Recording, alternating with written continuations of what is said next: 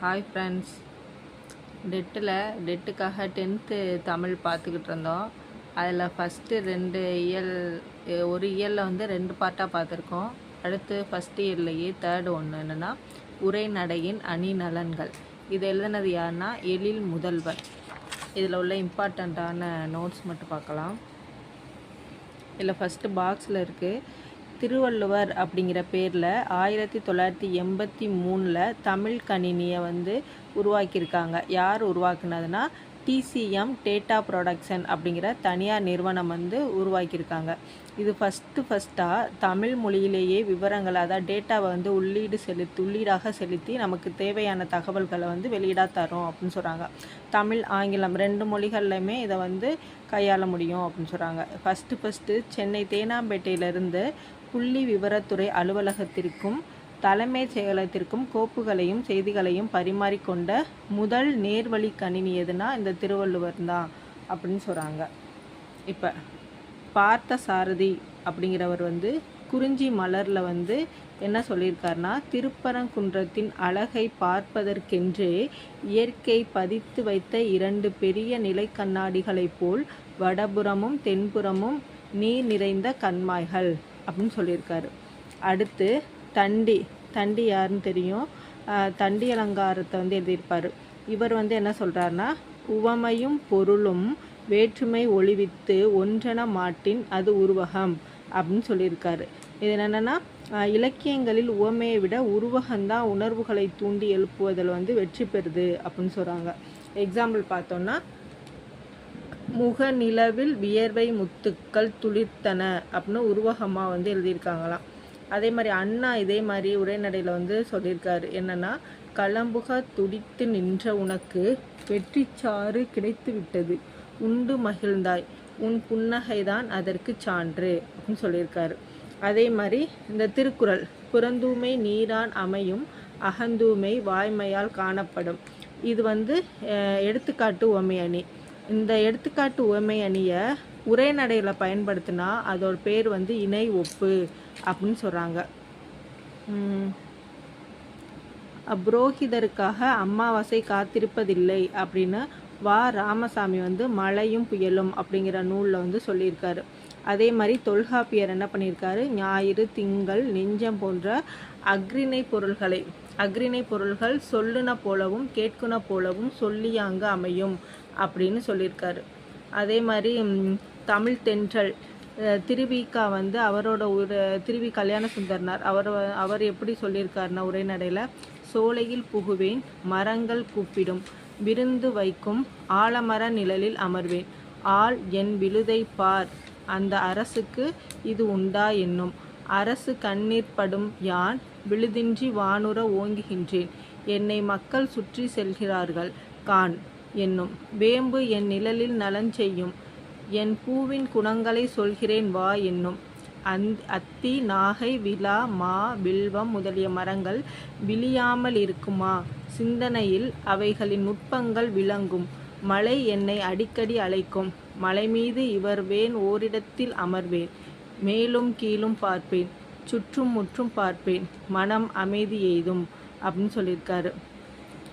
அதே மாதிரி தென்றல் அசைந்து வரும் தென் தமிழ் நாட்டில் அமைந்த திருக்குற்றாலம் மலைவளம் படைத்த பழம்பதியாகும், அம்மலையிலேயே கொங்கும் வேங்கையும் ஓங்கி வளரும், குரமும் முல்லையும் நறுமணம் கமலும், கோலமயில் தோகை விரித்தாடும், தேனுண்ட வண்டுகள் தமிழ் பாட்டிசைக்கும், இத்தகைய மலையினின்று விரைந்து விளைந்திருக்கும் வெள்ளருவி வட்டச் சுனையிலே வீழ்ந்து பொங்கும் பொழுது சிதறும் நீர் திவளைகள் பாலாவிற்போர் பரந்தெழும், மஞ்சினோடு சேர்ந்து கொஞ்சி குழாவும் அப்படின்னு தமிழ் என்பதில் ராபி சேதுப்பிள்ளை வந்து சொல்லியிருப்பார்.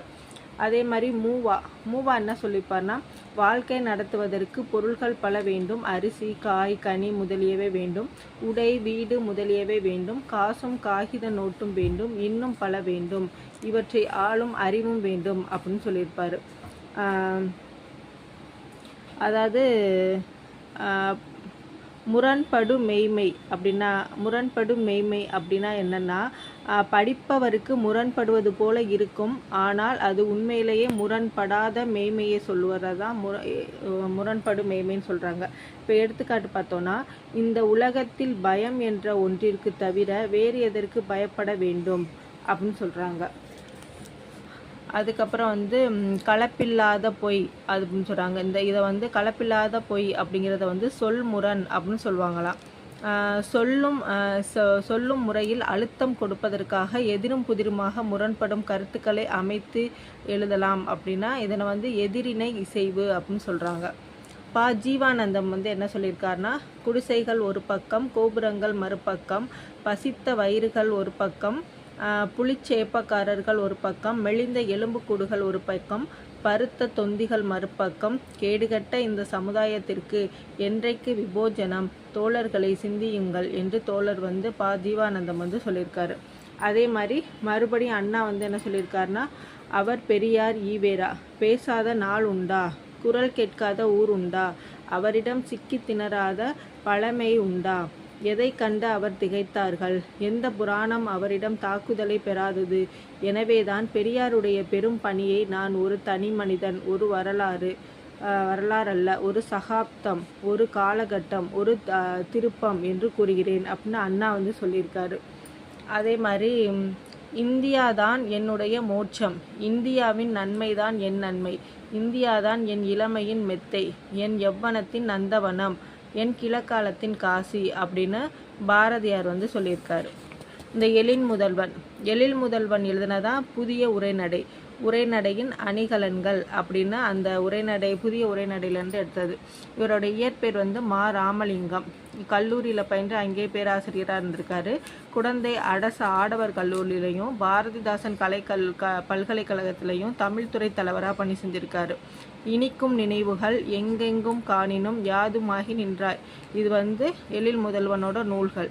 புதிய உரைநடை அப்படிங்கிற நூலுக்காக சாகித்ய அகாடமி பரிசு வாங்கியிருப்பார். முன் தோன்றிய மூத்த குடி, வாழையும் கமுகும் தாழ்குலை தெங்கும் மாவும் பலாவும் சூழ் அடுத்து ஓங்கிய தென்னவன் சிறுமலை திகழ்ந்து தோன்றும். இது திண்டுக்கல் மாவட்டத்தில் உள்ள சிறுமலையை பற்றி சொல்லியிருக்காங்க. சிலப்பதிகாரத்தில் காடுகான் காதை அப்படிங்கிற பாட்டில்.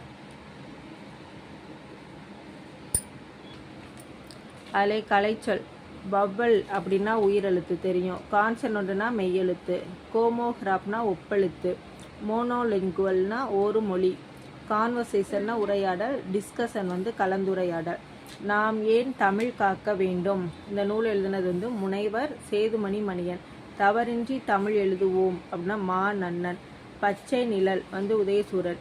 இந்த உதயசூரியன் வந்தால் தான் பூமி எல்லாம் பச்சை பசேர்னு இருக்கும் அப்படின்னு ஞாபகம் வச்சுக்கோங்க. அதே மாதிரி தவறின்றி தமிழில் எழுதுவோம், தவறில்லாமல் தமிழ் எழுதுனா நல்ல பையன் அப்படின்னு சொல்லுவாங்கல்ல, அது மாதிரி தவறின்றி தமிழ் எழுதுவோம் அப்படின்னா நன்னன். கேட்கிறதா என் குரல், இது இயல் 2ல் வரும். அதில் காற்றை பற்றி சொல்லியிருப்பாங்க. அதே மாதிரி தொல்காப்பியர் உலகம் என்பது 5 பூதங்களால் ஆனது அப்படின்னு சொல்கிறாரு. அதே மாதிரி திருமூலர் என்ன சொல்லியிருப்பார்னா, திருமந்திரத்தில் மூச்சு பயிற்சியே உடலை பாதுகாத்து வாழ்நாளை நீட்டிக்கும் அப்படின்னு சொல்லியிருப்பார். அதே இது ஔவையார் குரலில் உள்ள வாயுதாரன் அப்படிங்கிற அதிகாரத்தில் வாயு வழக்கம் அறிந்து செறிந்தடங்கில் ஆயுள் பெருக்கம் உண்டாம் அப்படின்னு ஔவையார் சொல்லியிருப்பார். காற்று, வளி, தென்றல், புயல், சூறாவளி, இது காற்றோட வேறு பெயர்களை சொல்கிறாங்க. அப்போ ஒவ்வொரு திசைகளிலும் அடிக்கக்கூடிய காற்றோட பெயரை நம்ம பார்க்கலாம். கிழக்கு பக்கம் வீசக்கூடிய காற்று குணக்கு அப்படின்னு கிழக்கு அப்படிங்கிறதுக்கு குணக்குன்னு சொல்லுவாங்க. அந்த கிழக்கு பக்கத்துலேருந்து வீசக்கூடிய காற்று கொண்டல் அப்படின்னு சொல்லுவாங்க. அது மாதிரி இந்த கொண்டல் காற்று குளிர்ச்சியை தருமா. கடல் பகுதிக்கு மேல் உள்ள மலை மேகங்களை சுமந்து வர்றதுனால இந்த கிழக்கு பகுதியில் உள்ள காற்றை மலைக்காற்று அப்படின்னு சொல்லுவாங்களாம். மேற்குக்கு குடக்கு அப்படின்னு சொல்லுவாங்களாம். மேற்குலேருந்து வீசக்கூடிய காற்று கோடை அப்படின்னு சொல்லுவாங்க. கோடை காற்று வறண்ட நிலப்பகுதியிலேருந்து வீசுறதுனால இது வெப்ப காற்று அப்படின்னு சொல்லுவாங்க. வடக்கு அப்படிங்கன்னா வாடைன்னு இன்னொரு பேர் உண்டு. வடக்குலேருந்து வீசக்கூடிய காற்று வாடை காற்றுன்னு சொல்லுவாங்க. இது குளிர்ச்சியான ஊதை காற்று அப்படின்னு சொல்லுவாங்க. தெற்குலேருந்து வீசும் காற்று வந்து தென்றல்னு சொல்லுவாங்க. இது வந்து மரம், செடி, கொடி, ஆறு, மலை, பள்ளத்தாக்கு இதெல்லாம் தடைகளை தாண்டி வருவதனால வேகம் குறைந்து இதமான இயல்பு வந்து இருக்குமா. வண்டொடு புக்கா மணவாய் தென்றல் அப்படின்னு வந்து காற்றை பற்றி சிலப்பதிகாரத்தில் வந்து சொல்லியிருக்காங்க. அதே வந்து பலப்பட்டடை சொக்கநாதர் வந்து பத்மகிரிநாதர் தென்றலில் வந்து காற்றை வச்சு சொல்லியிருக்காரு. எப்படின்னா, நந்தமிழும் தன்பொருணை நன்னதியும் சேர்பொற்பின் செந்தமிழின் பொன்னுதித்த தென்றலே அப்படின்னு சொல்லியிருப்பார். அதை கண்ணதாசன் வந்து நதியில் விளையாடி கொடியில் தலை சீவி நடந்த இளந்தென்றலே அப்படின்னு இலக்கியமாக வந்து சொல்லியிருப்பார். அதே இது புறநானூற்றுலையும் காற்றை பற்றி சொல்லியிருக்காங்க.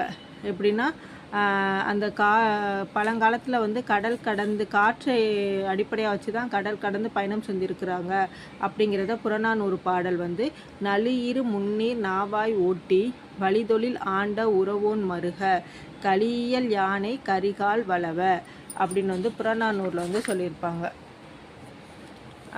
இந்த ஹிப்பாலஸ் பருவக்காற்று இது வந்து கிபி முதல் நூற்றாண்டில் வந்து ஹிப்பல்ஸ் அப்படிங்கிறவர் வந்து கிரேக்க மாலுமி பருவக்காற்றின் உதவியால் கப்பலை வந்து செலுத்தியிருப்பார். அவர் ஃபஸ்ட்டு கண்டுபிடிச்சதுனால அந்த காற்றுக்கு பேர் வந்து ஹிப்பல்ஸ் பருவக்காற்று அப்படின்னு சொல்கிறாங்க. அந்த பருவக்காற்றின் வழியாக தான் யவன கடல் வணிகம் வந்து பெருகுனுச்சு அப்படின்னு சொல்கிறாங்க. அந்த புறநானூறு பாடல் பார்த்தோம் இல்லையா, அதோட மீனிங் வந்து கரிகால் பெருத்தானை புகழ்ந்து பாடிய பாடல். சங்ககால பெண் புலவர்கள் வந்து வெண்ணி குயத்தியார் அப்படிங்கிறவர் வந்து வழி அப்படின்னு குறிப்பிட்டிருக்கிறாரு காற்றை. அதே மாதிரி ஜூன் முதல் செப்டம்பர் வரை தென்மேற்கு பருவக்காற்றாகவும் அக்டோபர் முதல் டிசம்பர் வரை வடகிழக்கு பருவக்காற்று வீசுது. இது எல்லாருக்குமே தெரியும். அதே மாதிரி ஐயூர் முடவனார் அப்படிங்கிறவர் என்ன சொல்லியிருப்பார்னா, புறநானூற்றில் வலி மிகின் வலி இல்லை அப்படின்னு சொல்லியிருப்பார். அதே இது கடுங்காற்று மணலை கொண்டு வந்து சேர்க்கிறது அப்படின்னு மதுரை இளநாகனார் வந்து சொல்லியிருப்பார். அதே மாதிரி காற்றாலை மின் உற்பத்தியில் இந்தியா வந்து 5வது இடத்துல இருக்குது. இந்தியாவில் தமிழ்நாடு வந்து ஃபஸ்ட் பிளேஸில் இருக்குது அப்படின்னு சொல்கிறாங்க. ஜூன் 15 வந்து உலக காற்று நாளாக கொண்டாடிட்டு வர்றோம்.